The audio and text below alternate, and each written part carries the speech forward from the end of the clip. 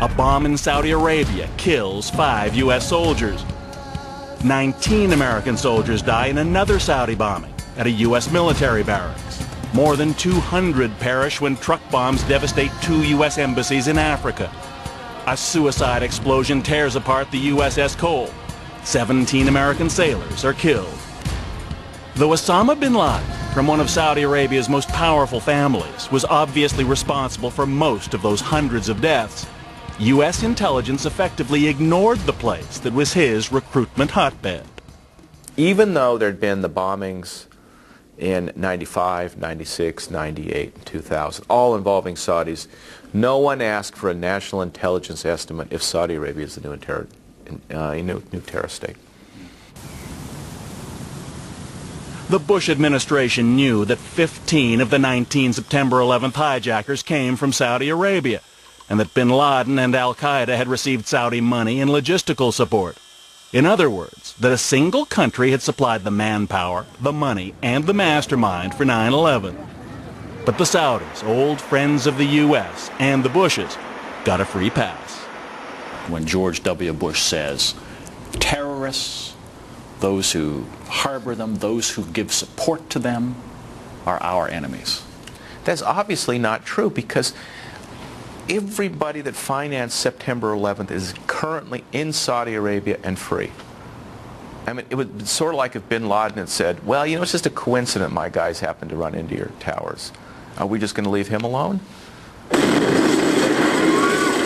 Last year, Robert Baer's memoirs became a major motion picture, Syriana, about U.S. intervention in Arab politics and oil.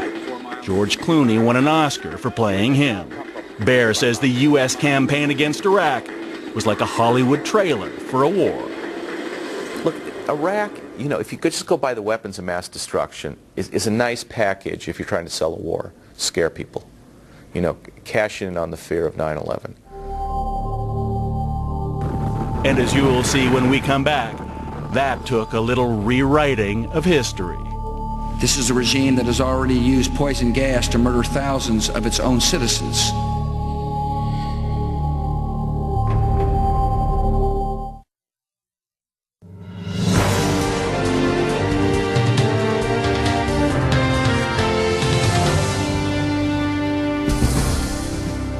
In the days after September 11th, 2001, the White House took dead aim at Saddam Hussein.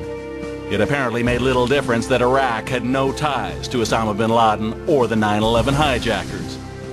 What George W. Bush needed was a slogan, something to sell the idea that Saddam was a global threat. He had to go 15 years into the past to find it. This is a regime that has already used poison gas to murder thousands of its own citizens, leaving the bodies of mothers huddled over their dead children. He gassed his own people became a mantra for President Bush as he pressed the case for war against Iraq. But though that accusation was based in historical fact, as you will see, it didn't begin to tell the whole truth, ignoring 2 key questions about Iraq's use of chemical weapons. What did the United States know? And what did the U.S. do about it?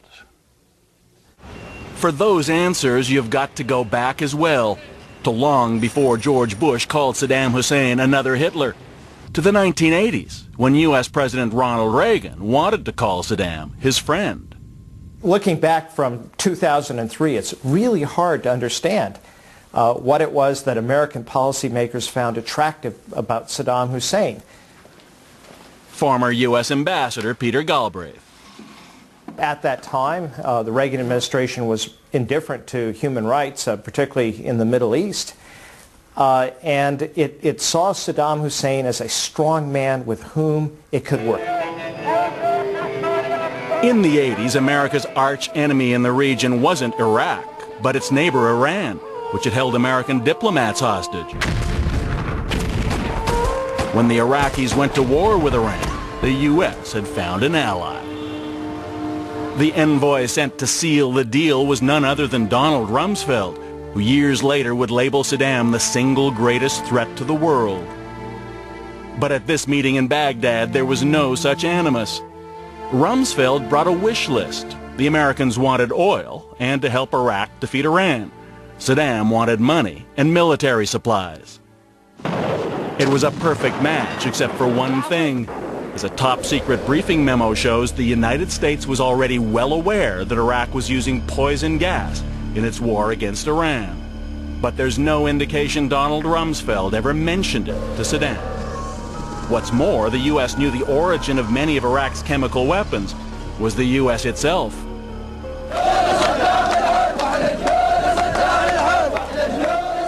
The Iraqis were looking to use the United States, as they were using Western Europe, to acquire equipment, technology for their military forces, and if we were dumb enough to sell it to them, they were happy enough to take it.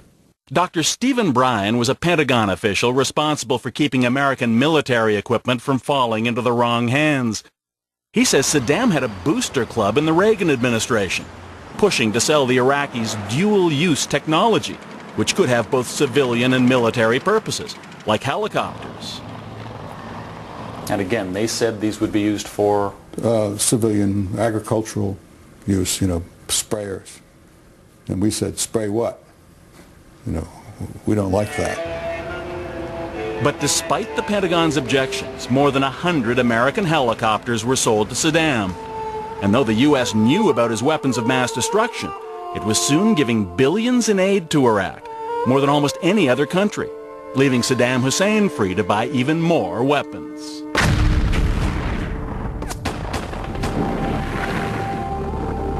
So it came as no surprise at the White House when these shocking images began to emerge in 1988 from a town called Halabja.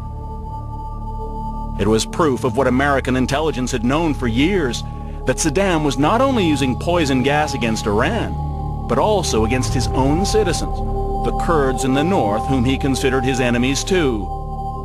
In all, it's estimated at least 30,000 Kurds lost their lives to Saddam Hussein's chemical weapons. So, did Saddam Hussein gas his own people, as George W. Bush has repeatedly claimed? He did, in defiance of every international agreement on arms and warfare.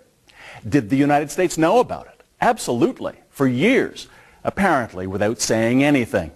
The U.S. also knew that its sales to Iraq of dual-use material, like helicopters and chemicals, could well have facilitated Saddam's mass murder campaign. But apart from issuing an official statement that denounced the gassing of the Kurds when it became public knowledge, what did the U.S. do to stop its ally, Saddam? Absolutely nothing. In fact, the next year, American financial aid to Iraq went up. Then the horror at Halabja was forgotten for a decade and a half, until George W. Bush needed that slogan to sell his invasion. This is a regime that has already used poison gas to murder thousands of its own citizens. Never any mention of the American role in it.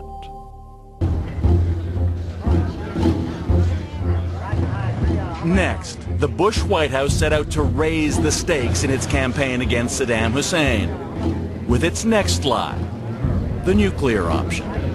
We know that Saddam Hussein had the intent to arm his regime with weapons of mass destruction. It was Vice President Dick Cheney's job to do it. We do know with absolute certainty that he is using his procurement system to acquire the equipment he needs in order to enrich uranium to build a nuclear weapon. Investigative reporter Seymour Hersh says casting Saddam as a nuclear threat was crucial to convince Americans to support the war. With that case, they could not only win the public, but they could win the Senate, the Democrats in the Senate. You have to understand, without that case, I don't think they could have gotten the authority. So when the Central Intelligence Agency couldn't confirm the existence of an Iraqi nuclear program, Cheney began to visit CIA headquarters, demanding more forward-leaning intelligence on Iraq. Analysts get the drift. They get the drift. They write reports critical, they go nowhere. They write a report that supports the White House. All of a sudden they're giving briefings at the White House. Come on. Everybody gets the drift. Dick Cheney's intelligence network soon included a secretive group at the Pentagon, which worked closely with the Vice President. It was known as the OSP, the Office of Special Plans. Their starting point was not, let's try to figure out what was going on, but let's see what kind of information we can come up with to justify the policy line that we wish to pursue.